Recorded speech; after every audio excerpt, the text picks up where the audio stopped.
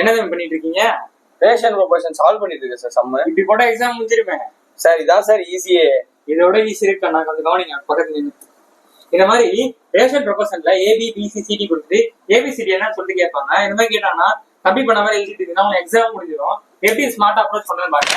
Question பேப்பர்ல இருந்தா question பேப்பர்ல எல்லாமே சால்வ் பண்ணணும். எப்படின்னா இப்ப ஏதானே கேட்கறாங்க. ஏன்னா என்ன பண்ணணும்னா இது எல்லாத்தையும் அப்படியே நேரம் மல்டிபிள் பண்ணிக்கணும். ஸோ மல்டிபிள் பண்ண வரும் 1 2 சார் 2 2 3 சார் 6 ஓகேவா. அதே மாதிரி டி கண்டுபிடிக்க அப்படின்னா இது எல்லாத்தையும் மல்டிபிள் பண்ணிக்கணும். ஓகேவா. ஸோ 3 2 சார் நமக்கு என்ன வந்து போகுது 6 6 4 சார் 24 ஓகேவா. அப்ப டி வந்து கிடைச்சிச்சு. அப்ப பிசி எப்படி கண்டுபிடிக்கிறது?